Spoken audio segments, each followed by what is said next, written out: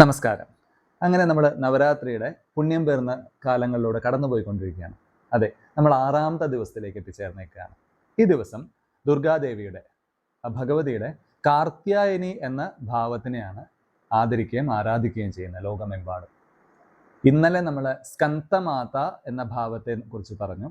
സ്കന്ദമാത ആ ദേവിയുടെ മടിയിൽ കാർത്തികേയനായിട്ടുള്ള സുബ്രഹ്മണ്യ ഭഗവാൻ കുഞ്ഞായിട്ട് അതേ അമ്മയുടെ മടിയിൽ ഇരിക്കുന്നുണ്ട് അല്ലെ. ഇന്ന് കാർത്യായനി എന്ന സ്വരൂപത്തിലേക്ക് ദേവി മാറിയിരിക്കുകയാണ്.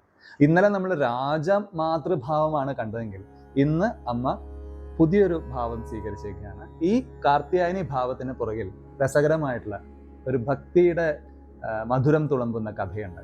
അതെ, കാർത്യായനൻ എന്ന് പറഞ്ഞുകൊണ്ട് ഒരു മഹർഷി വര്യൻ പണ്ടുണ്ടായിരുന്നു. അദ്ദേഹത്തിൻ്റെ അത്യസാധാരണമായിട്ടുള്ള സമർപ്പണം കൊണ്ടും പൂജാവിധികൾ കൊണ്ടും ദേവിയെ ഇങ്ങനെ സദാസമയം പൂജിച്ചുകൊണ്ടിരുന്നു. ആ ദേവിയോടുള്ള അനർഘമായിട്ടുള്ള അല്ലെങ്കിൽ നിഷ്കളങ്കമായിട്ടുള്ള ഭക്തിക്ക് മുൻപിൽ ഭഗവതിക്ക് പ്രത്യക്ഷപ്പെടാതിരിക്കാൻ കഴിഞ്ഞില്ല എന്നാണ് പറയുന്നത്.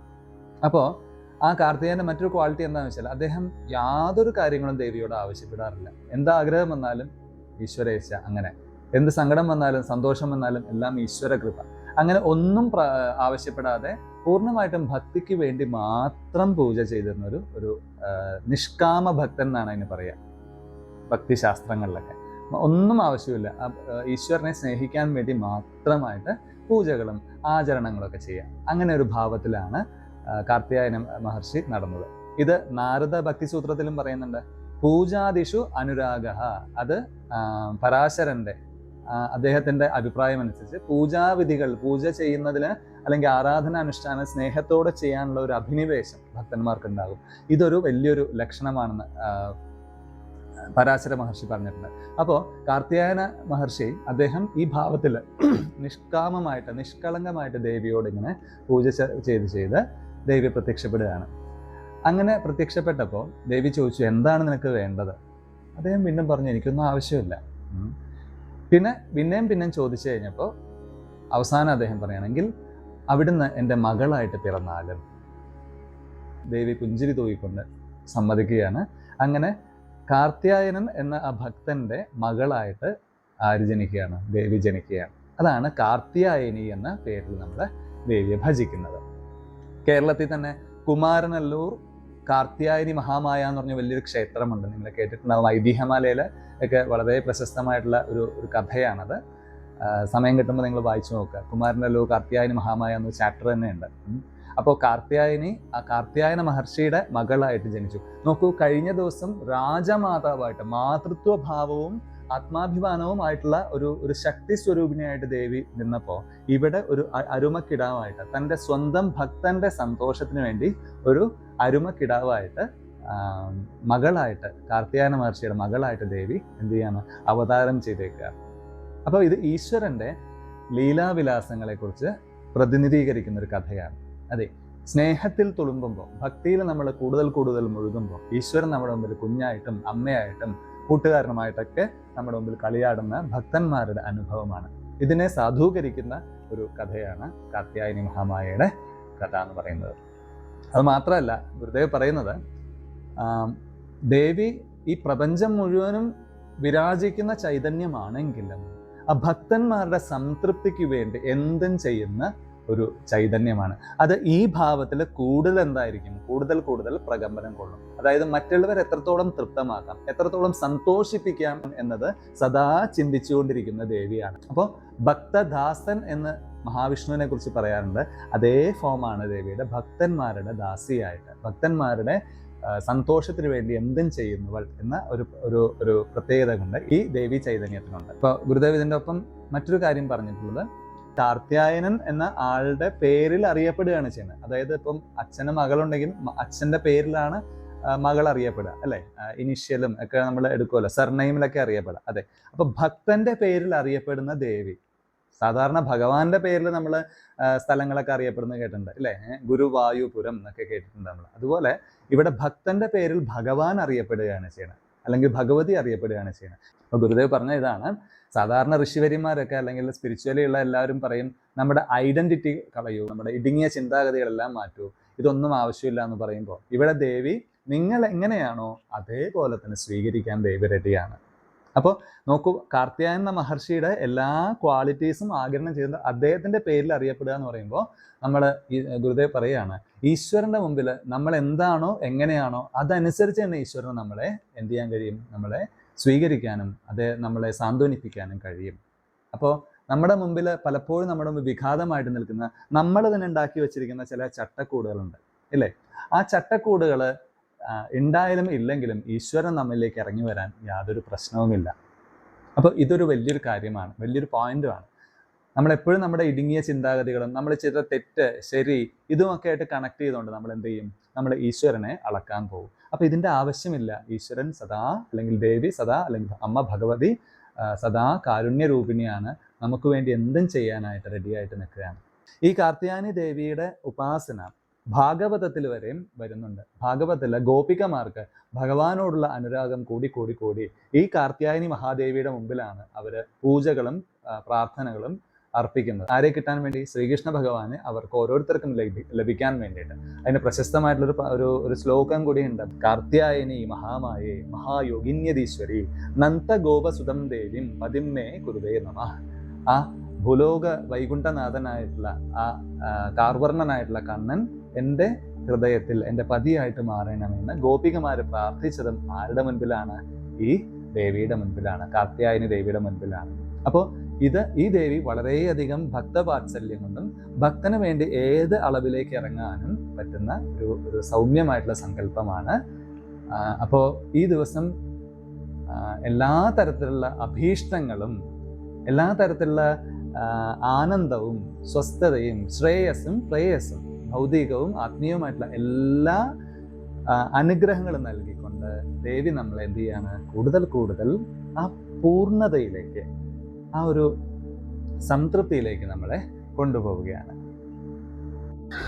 അപ്പോൾ ഇന്നത്തെ ധ്യാനം എന്ന് പറയുന്നത്, ഇന്നത്തെ മെഡിറ്റേഷൻ എന്ന് പറയുന്നത്, ഗുരുദേവ് ഇന്ന് ചെയ്യിക്കുന്നത് meditation for fulfilling our desires. നമ്മുടെ ആഗ്രഹങ്ങൾ അതേപോലെ ലക്ഷ്യങ്ങളൊക്കെ ഏറ്റവും ബെസ്റ്റായിട്ടുള്ള നമുക്ക് സംഭവിക്കാനും വേണ്ടിയിട്ടുള്ള പ്രത്യേക തരം ധ്യാനമാണെന്ന് എനിക്ക് തോന്നുന്നത്. ഏറ്റവും കൂടുതൽ മിക്കവാറും ആളുകൾ ചെയ്യാൻ സാധ്യതയുള്ള ധ്യാനമായിരിക്കും ഇന്നത്തേത്. കാരണം എല്ലാവരുടെ ആഗ്രഹങ്ങൾ നടക്കാനുള്ള ധ്യാനം സാധാരണ സ്വസ്ഥതയ്ക്ക്, ശാന്തിക്ക്, അല്ലെങ്കിൽ ഫോക്കസ് കൂടാനൊക്കെ ചെയ്യുമ്പോൾ ഇന്ന് ഗുരുദേവ് നൽകിയിരിക്കുന്നത് ആഗ്രഹങ്ങളും ആവശ്യങ്ങളും ലക്ഷ്യങ്ങളൊക്കെ പൂർത്തീകരിക്കാനുള്ള ഒരു മെഡിറ്റേഷനാണ്.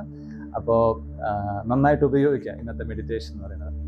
അപ്പോൾ നമുക്ക് എല്ലാവർക്കും ആഗ്രഹങ്ങളുണ്ട്, ലക്ഷ്യങ്ങളുണ്ട്. ഇതൊന്നും തെറ്റാണെന്ന് യാതൊരു വ്യാഖ്യാനവും ഇല്ല കേട്ടോ. ഇതൊക്കെ നമ്മളെ വീർപ്പ് മുട്ടിക്കുമ്പോഴാണ് പ്രശ്നമാകുന്നത്. അപ്പോൾ ഈ ആഗ്രഹങ്ങളൊക്കെ നടക്കട്ടെ, നമുക്ക് ഏറ്റവും ബെസ്റ്റായിട്ടുള്ള സന്തോഷത്തോടെ നമുക്ക് ജീവിക്കാൻ ആവശ്യമുള്ള എല്ലാ കാര്യങ്ങളും നടക്കപ്പെടട്ടെ എന്നാണ് ഗുരുദേവൻ പറയുന്നത്. അപ്പൊ ദേവി എന്ന് പറഞ്ഞാൽ നമ്മുടെ ഉള്ളിൽ തന്നെയുള്ള ആ ബോധത്തിന്റെ ഒരു തലമാണെന്ന് പറഞ്ഞു. ആ ചൈതന്യം നമ്മളെ സദാ എന്ത് ചെയ്യുന്നുണ്ട്, പരിപാലിക്കുന്നുണ്ട്. അത് നിങ്ങൾ ദുഷ്ടനാണോ ശിഷ്ടനാണോ അല്ലെങ്കിൽ പോസിറ്റീവാണോ നെഗറ്റീവാണോ നോക്കിക്കൊണ്ട് അങ്ങനെ എന്ത് ചെയ്യുന്നില്ല, നമ്മളെ ജഡ്ജ് ചെയ്യുന്നില്ല. സമൂഹം സർവഭൂതേഷു നമേ ദ്വേ സ്വസ്തി നഃ പ്രിയ, ഭഗവത്ഗീതയിൽ ഭഗവാൻ പറഞ്ഞ അതേ വാക്യങ്ങൾ. എല്ലാവരോടും സമഭാവനയാണ് ഈശ്വരന്. അപ്പോൾ ആ ഒരു ഭാവത്തിൽ നിങ്ങൾ എങ്ങനെയാണോ അങ്ങനെ തന്നെ ഭഗവതി നിങ്ങളെ ചേർത്ത് നിർത്തുകയാണ്. അതേപോലെ തന്നെ നിങ്ങളോടൊപ്പം എന്തുണ്ടോ അതിനെയും ദേവി എന്ത് ചെയ്യാണ്, അകത്തേക്ക് സ്വീകരിക്കുകയാണ്, അകത്തേക്ക് ആവാഹിക്കുകയാണ്. അതെ, ഭുക്തി മുക്തി പ്രദായിനി എന്നാണ് ദേവിയെ കുറിച്ച് പറയുന്നത്. സാക്ഷാൽ ജഗദംബിക സൗന്ദര്യ ലഹരി തന്നെ പറയുന്നതാണ്, വരവും അഭയവും ഒരേപോലെ നൽകുന്ന ചൈതന്യമാണ് അമ്മ എന്ന് പറയുന്നത്. അതെ, ഒരേ സമയം നമുക്ക് വേണ്ട സ്പിരിച്വൽ ബ്ലെസ്സിങ്സും അതുപോലെ മെറ്റീരിയലിസ്റ്റിക് ബ്ലെസ്സിങ്സും ഭൗതികമായിട്ടുള്ള വിജയങ്ങളും അമ്മ പ്രദാനം ചെയ്യും. ഈ ഒരു കാര്യം കൊണ്ടാണ് പ്രത്യേകിച്ച് ഭാരതത്തിൽ എവിടെ നോക്കിയാലും നമുക്ക് ദേവീ ക്ഷേത്രങ്ങളും ദേവിയുമായിട്ട് ബന്ധപ്പെട്ട പല തരത്തിലുള്ള ആചാര അനുഷ്ഠാനങ്ങളും ഉത്സവങ്ങളും പൂജാമുറകളും കാണാൻ കഴിയും. എല്ലാ ഡൈവേഴ്സ് ആസ്പെക്റ്റും ഈ ദേവിയിൽ എന്താണ്, സംക്ഷിപ്തമാണ്. അപ്പോൾ ഓപ്പോസിറ്റ് വാല്യൂസ് ആർ കോംപ്ലിമെന്ററി എന്ന് ഗുരുദേവ് എപ്പോഴും പറയാറുണ്ട്. വിപരീത മൂല്യങ്ങൾ ഈശ്വരന് മുമ്പിൽ പരസ്പര പൂരകങ്ങളാണ്, ജീവിതത്തിൽ പരസ്പര പൂരകങ്ങളാണ്. ഇതിന്റെ അന്വർത്ഥമായിട്ടൊരു എക്സാമ്പിളും കൂടിയാണ് ആര്, സാക്ഷാൽ ഭഗവതി എന്ന് പറയുന്നത്. അപ്പോൾ ആ ദേവിയുടെ അനുഗ്രഹങ്ങൾ എല്ലാവർക്കും ഉണ്ടാവട്ടെ എന്ന് പ്രാർത്ഥിക്കുന്നു. നമുക്ക് ധ്യാനത്തിലേക്ക് കടക്കാം. Let us sit comfortably. आप अपनी दृष्टि को कहीं त्राटक कर सकते हैं, ज़मीन पे रख सकते हैं. You can keep your attention on the floor or you can close your eyes, whatever is convenient. can start with keeping your eyes open for a few minutes and then you may close. पहले आंखें खुला रखें थोड़ी देर के लिए, कुछ क्षण के लिए, बाद में बंद कर लें.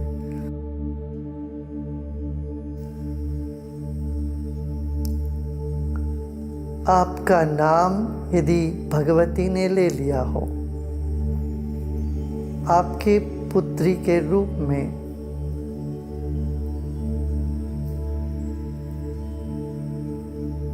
आपके सब भाव गुण वो सब भगवती ने अपना ले लिए हो, तो कैसा लगेगा?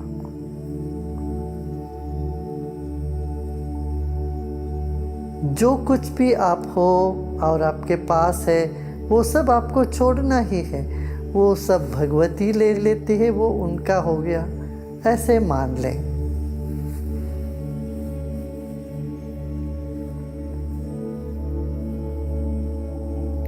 Just imagine a mother divine takes it all from you, inherits everything including your name and all your qualities, and turns them all into divine and eternal.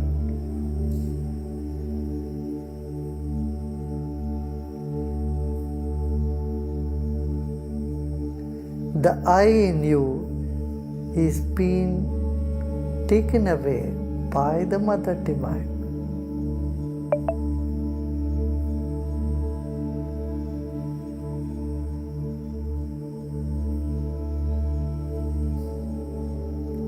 Leaving you free, uplifted and blissful. हमारी सभी कामनाओं को पूरा करके, हमारी सभी इच्छाओं को जो ले लेती है और हमको आनंदित, प्रसन्न और तृप्त कर देती. आंखें बंद कर ले. मैं close your I. Let go of everything. अब सब कुछ छोड़कर विश्राम करें.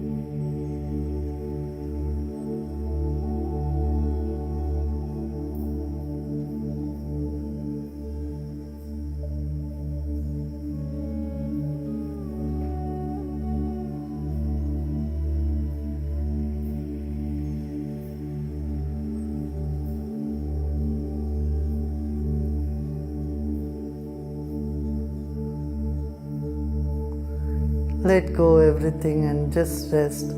Let the body be the way it is. Pleasant feeling or unpleasant feeling, let just be. Let it be. Let it be. Let it be. Just let it be. Some stress, some stiffness, some unpleasant or pleasant sensation anywhere in the body, let it be, let it freeze just now and be. शरीर में जो भी है, अच्छा बुरा,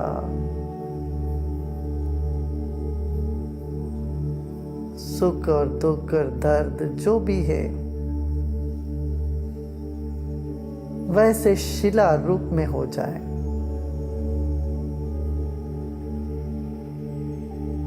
Let everything freeze in the body and mind.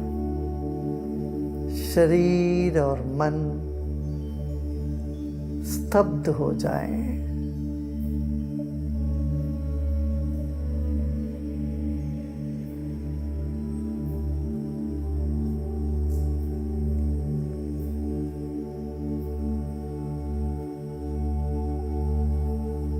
Just become aware of the vastness of the universe. अनंतता को याद कर ले. विशाल गगन है, अरबों तारे सितारे. मन को फैलने दें, शरीर को स्थिर रहने दें. Let the body be frozen and the mind keep expanding. A gentle awareness of the vastness of the universe. एक हल्का सा भाव विशालता का बना रहे। प्रयत्न सब छोड़ दे। Let go of all the efforts.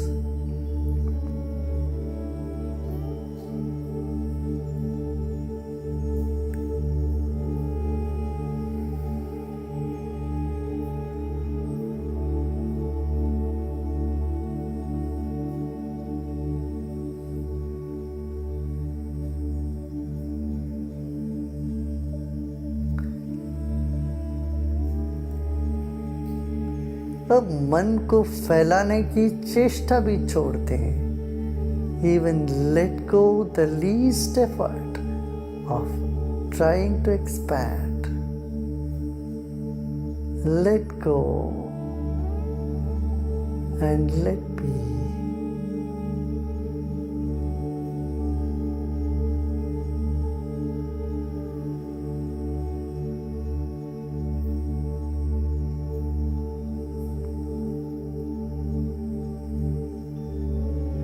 इसी वक्त आपका चित्त प्रसन्न है।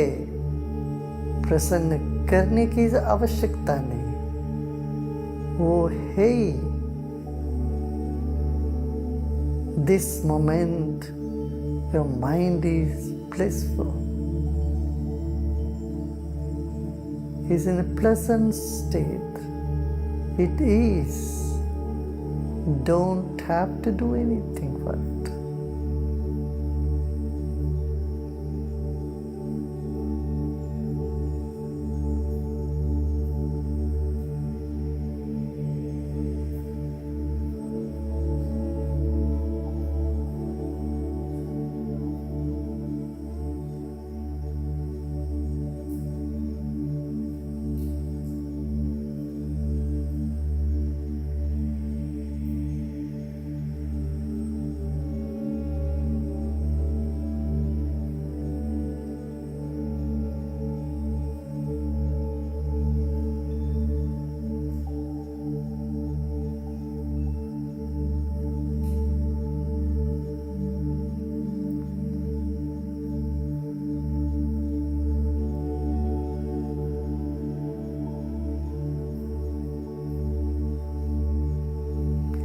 जैसे निद्रा में हम भी खो जाते हैं, हम भी नहीं रहते हैं, ऐसा ही इस वक्त आप भी नहीं, सब कुछ छोड़ दें। Like in sleep,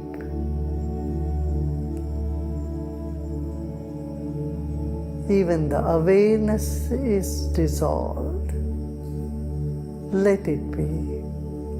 Let go of your attention on awareness. Let go of your effort to keep the awareness. Just let go totally.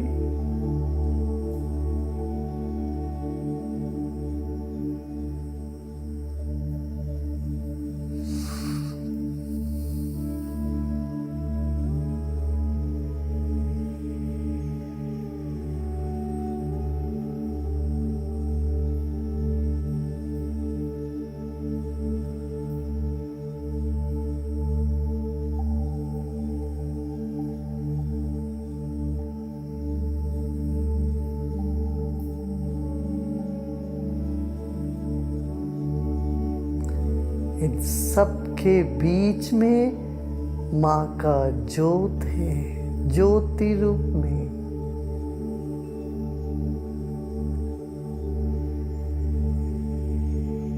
In midst of all this is the energy, the flame of consciousness, the flame of Mother. Let go, simply be. विश्राम करें, छोड़ दे सब, प्रयत्.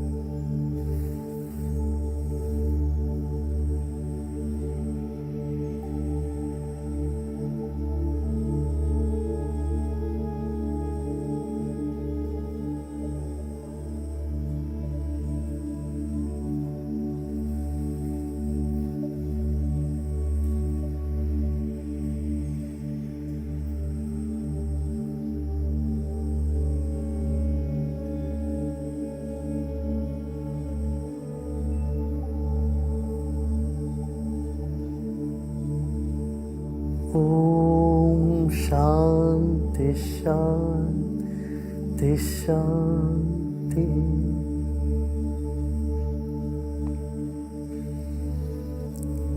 मुस्कुराते मुस्कुराते गहरी सांस लीजिए।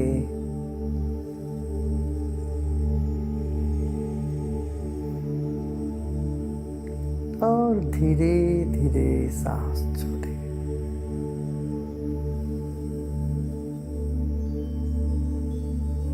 Take a deep breath in with a smile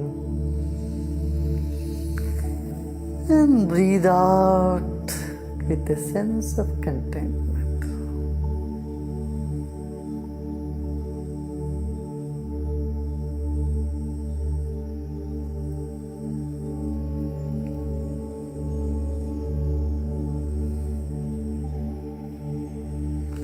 Become aware of your body and surroundings.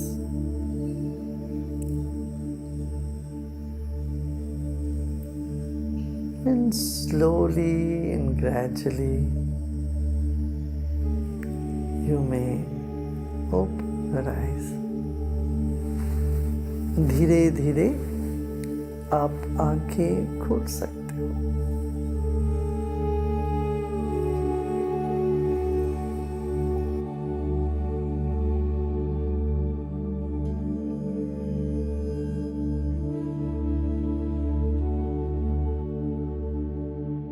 ആ ദേവിയെ ഹൃദയത്തിലേക്ക് സ്വീകരിക്കുക.